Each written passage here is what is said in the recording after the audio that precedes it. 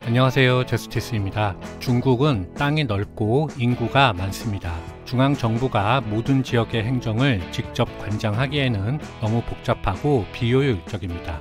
그래서 중국은 4등급으로 행정 단위가 설정되어 있습니다. 1급 행정 단위인 성급, 2급 단위인 지급, 3급 단위인 현급, 4급 단위인 향급입니다. 중앙정부는 주로 성급 행정 단위와 소통하고 조율하며 지급이나 현급, 향급과는 직접적인 소통을 하지 않는 것이 일반적입니다. 즉, 북경에 있는 중앙정부가 성급으로 명령이나 정책을 하다라면 성급이 지급으로, 지급이 현급으로, 현급이 향급으로 내려주는 방식입니다. 하위 단계의 요청도 마찬가지 방법으로 중앙정부에 도달합니다. 국가의 효율적인 통치를 위해서 채택된 방법입니다. 이번 시간에는 중국의 행정 단위를 성급 단위를 중심으로 개략적으로 알아보도록 하겠습니다. 성급 행정 단위는 중앙정부에서 직접 관할하는 1급 지방 행정 단위입니다. 성급 행정 단위에는 총 5개 종류가 있는데요. 직할시, 성, 자치구, 특별행정구, 생산건설병단 이렇게 5종입니다. 2024년 기준으로 직할시는 총 4개, 성은 23개, 자치구는 5개, 녹색입니다. 그리고 특별행정구 2개 해서 총 34개의 성급 행정 단위가 있습니다. 그러니까 이 지도는 성급 행정 단위를 표시한 지도인 거죠. 이 중에서 성은 실제로 22개고요. 중국이 주장하는 바에 따라서 타이완성, 대만성까지 포함하면 23개입니다. 성급 행정 단위를 지역별로 구분하는 방법은 여러 가지 방법이 있는데요. 지난 화북편에서는 6대 지리대구를 소개한 바 있습니다. 이번에는 역사 지리적인 관점에서 7개 단위로 구분해서 보면 화북, 화중, 동남, 서남, 동북, 서북, 청장지역 이렇게 7개입니다. 먼저 직할시는 북경, 베이징, 천진, 텐진, 중경, 충칭, 상해, 상하이 이렇게 4개입니다. 여기 번호가 써있죠. 그 다음에 화북 지역에는 총 5개의 성이 있습니다. 하북성, 허베이성, 하남성, 허난성, 산동성, 산둥성, 산서성, 산시성, 섬서성, 산시성 이렇게 5개입니다. 여기가 둘 다 산시성이라 헷갈리지 않게 조심해야죠. 그리고 각 성에는 성을 대표하는 도시, 즉 성도가 있는데요. 이것을 중국 행정 단위에서는 성회라고 합니다. 모두 다 시입니다. 하북성은 석가장시, 하남성은 정주시, 산동성은 제남시, 산서성은 태원시, 섬서성은 서안시입니다. 이 성회까지는 중국어로 읽지는 않겠습니다. 이렇게 5개가 화북이다 라는 것은 지난 시간에도 했었죠. 다음으로 화중 지역에는 총 6개의 성이 있습니다. 좀 확대해서 보도록 하겠습니다. 화중은 하남성 바로 밑에서부터 위아래, 위아래, 위아래 이렇게 6개라고 보시면 됩니다. 호북성은 후베이성, 호남성은 호난성, 안위성은 안위성, 강서성은 장시성, 강소성은 장수성, 절강성은 저장성입니다. 성회는 호북성은 우한, 호남성은 장사, 안위성은 합비, 강서성은 남창, 포양호 바로 서쪽에 붙어있는 시죠. 강소성은 남경, 절강성은 항주입니다. 다음으로 동남 지역에는 3개의 성이 있습니다. 복건성은 푸젠성, 광동성은 광둥성, 해남성은 하이난성입니다. 성회는 복건성은 복주, 광동성은 광주, 해남성은 해구입니다. 다음으로 서남 지역에는 3개의 성과 하나의 자치구가 있습니다. 사천성은 쓰촨성, 운남성은 윈난성, 귀주성은 구이저우성, 광서장족자치구는 광시장족자치구입니다. 성회는 사천성은 성도, 운남성은 곤명, 귀주성은 귀양, 광서장족자치구는 남령입니다. 다음으로 동북지역에는 3개의 성이 있습니다. 흑룡강성은 헤이룽장성, 길림성은 지린성, 윤영성은 랴오닝성입니다. 성회는 흑룡강성은 하얼빈, 길림성은 장춘, 윤영성은 심양입니다. 여기서 길림성이 헷갈릴 수가 있는데요. 길림성이니까 성회가 길림시일 것 같지만 그게 아니라 장춘시라는 거 짚고 넘어가도록 하겠습니다. 역사 지리적 관점에서 여기까지, 즉 화북, 화중, 동남, 서남, 동북까지를 일반적으로 내지라고 부릅니다. 전통적인 중원 왕조의 영역으로 보고요. 그 밖에 청대에 와서 중국의 영토가 된 곳은 변지라고 합니다. 다음에 나오는 서북 지역과 청장 지역이 변지입니다. 그래서 서북 지역에는 한 개의 성과 세 개의 자치구가 있습니다. 감숙성은 간수성, 내몽골 자치구는 네이멍구 자치구, 영하회족 자치구는 닝샤 후이족 자치구, 신강 위구르 자치구는 신장 웨이얼구 자치구입니다. 성회는 감숙성은 난주, 내몽골 자치구는 호우오트, 신강 위구르 자치구는 우르무치, 닝샤 회족 자치구는 은천입니다. 지리적으로 보면 내몽골 자치구는 동북에 포함될 수도 있고 서북에 포함될 수도 있는데요. 중국은 일반적으로 서북 쪽에 포함시켜서 카운트합니다. 다음으로 청장 지역에는 한 개의 성과 한 개의 자치구가 있습니다. 청해성은 칭하이성, 서장 자치구는 시장 자치구, 우리에게는 흔히 티베트 자치구라고 알려져 있습니다. 이 티베트가 옛날에 서장 지역이라고 불렸거든요. 서장에서의 장자가 감출 장자입니다. 그래서 서쪽에 감춰진 땅이라는 뜻이죠.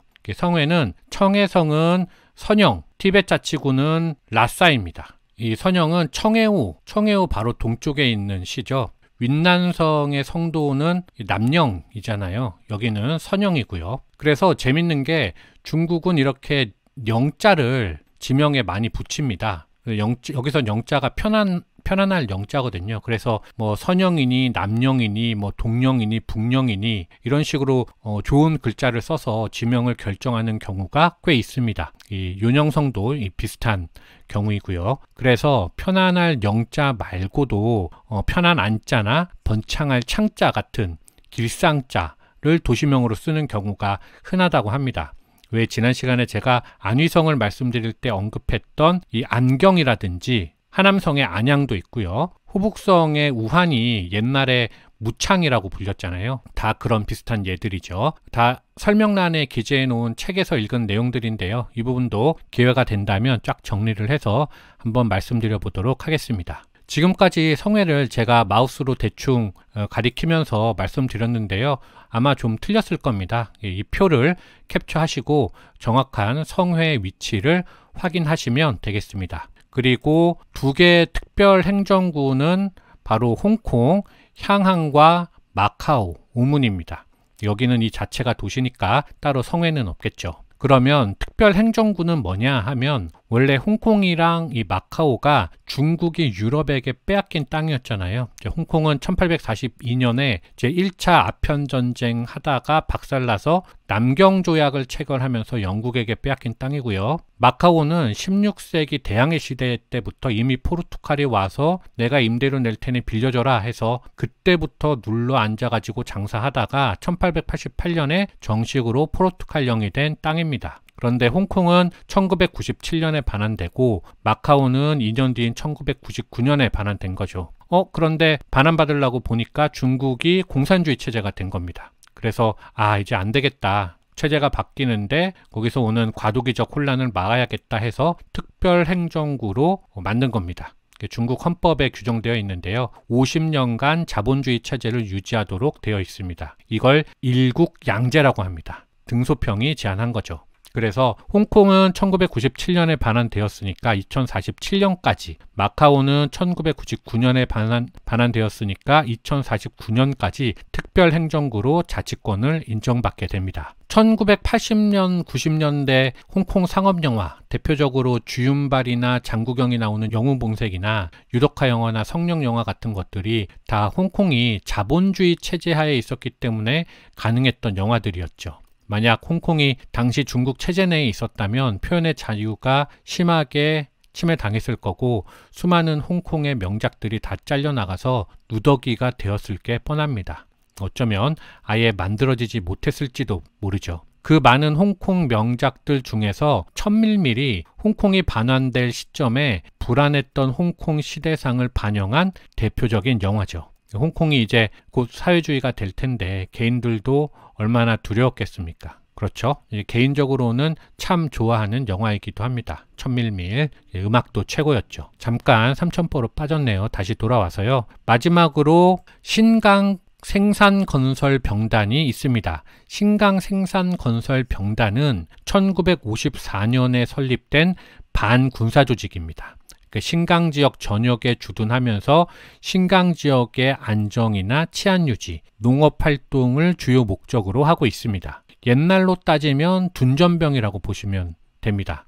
중국이 워낙 땅이 넓으니까 고대로 갈수록 개척해야 될 땅이 많았잖아요. 그래서 왕조에서 아직 미개척한 땅에다가 농번기에는 땅을 개척해서 농사를 짓다가 전쟁이 나면 병사로 바뀌는 사람들을 보낸 겁니다.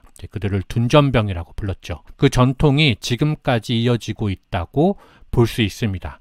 신강 위구르 자치구는 독립운동이 언제라도 발생할 수 있는 곳이라서 중국이 더 신경을 쓰고 있기 때문에 만들어 둔 거죠. 이 신강병단은 그 중국 정부의 직접적인 통제를 받는 1급 행정단이지만 성급 행정단위수에 포함되지는 않습니다. 그 이유는 병단이 공간적으로는 신강 위구르 자치구의 일부로 간주되기 때문에 따로 계산할 필요가 없기 때문입니다. 다음으로 2급 행정단위인 지급에는 지급시, 지구, 자치구, 맹이 있습니다. 그런데 이 지급시는 다시 1.5급에 해당하는 부성급시와 일반 지급시로 나뉩니다. 그러니까 지구, 자치주, 맹은 일반 지급시와 동급이죠. 부성급시는 지급시의 범주에 들어가서 대부분은 성정부의 통제를 받지만 경제관리권만은 성의 통제를 받지 않는 시입니다. 즉 경제적 직할시라고 보시면 되죠. 위키백과에 따르면 현재 총 15개의 부성급시가 있는데요. 한번 읽어보면요. 하얼빈, 창춘, 장춘, 선양, 심양, 다롄, 대련, 칭따오, 청도, 진안, 제남, 시안, 서안, 청두, 성도, 우한, 무안, 난징, 남경, 항저우, 항주, 닝보, 영파, 샤먼, 하문, 광저우, 광주, 선전, 심천 이렇게 15개입니다. 이 중에서 대련, 청도, 영파, 하문, 선전 이렇게 5개를 빼면은 다 성회입니다. 성회들은 성의 구애를 받지 않고 경제활동해라 하면 이해가 되는데 요 5개는 뭐냐 하면 이 5개의 공통점은 다 바다에 붙어있는 연안도시라는 겁니다. 그러면서 동시에 무역도시인 거죠. 그래서 니들도 성급 행정단위에 구애받지 말고 자유롭게 무역하면서 경제활동을 해라. 그런 의미라고 보시면 되겠습니다. 취미로 역사를 즐기는 수준에서는 이 성회에다가 여기 부성급시까지 알면 100%는 아니더라도 웬만한 그 중국 관련 책들은 다 읽으실 수 있지 않을까. 지명과 관련해서는 그렇게 생각합니다. 지급시부터는 개수가 200개가 넘어가기 때문에 여기서부터는 따로 읽지는 않겠습니다. 다음으로 지구는 흑룡강성이나 신강 위구르 자치구, 서장지구처럼 인구는 적은데 면적이 넓은 지역에 대해서 성이나 자치구에서 파견한 기관으로 과도기적 역할을 한다고 합니다. 점차 지급시로 개편하는 작업을 하고 있죠. 자치주는 소수민족 거주지에 설치한 행정단입니다. 이 자치라는 말이 들어가면 소수민족에 대한 용어로 사용하는 거죠. 그리고 맹은 내몽골에 설치한 행정단입니다. 이 3급 행정단인 현급에는 지급시 관할구, 현급시, 현, 자치현, 기자치기, 구, 특구, 임구 이렇게 있습니다. 시 관할구, 지급시 관할구청이나 현급시, 현, 자치현은 그냥 보시면 될 것 같고요. 기가 뭐냐면 옛날에 청나라가 그 몽골족 애들을 자기들 팔기제도에 갈기갈기 찢어서 넣어버리거든요. 청나라가. 왜냐하면 다시는 그 몽골이 통일하지 못하게 전략적으로 그렇게 한 겁니다. 왜냐하면 통일하면 그 몽골이 강력한 힘을 발휘하니까요. 그래서 거기서 나온 거를 지금까지 또 사용하는 겁니다. 그래서 어디서? 내몽골에서. 그 자치기는 그 내몽골 내의 소수민족 거주지에 설치한 거죠. 그 다음에 4급 행정단위인 향급에는 가도, 현 직할구, 진향, 민족향, 수무, 민족수무 이렇게 있습니다. 숫자가 너무 많기 때문에 이번 영상에서는 이런 단위가 있다라는 정도만 언급하고 넘어가도록 하겠습니다. 그래서 중국의 전체 행정 단위는 다 합쳐서 총 4만 개가 넘습니다. 엄청나죠? 다 알 필요도 없고 알 수도 없습니다. 자, 이렇게 해서 오늘은 중국의 행정 단위를 개략적으로 알아보았는데요. 기본적으로 알아두면 좋은 것은 직할시 4개와 22개의 성입니다.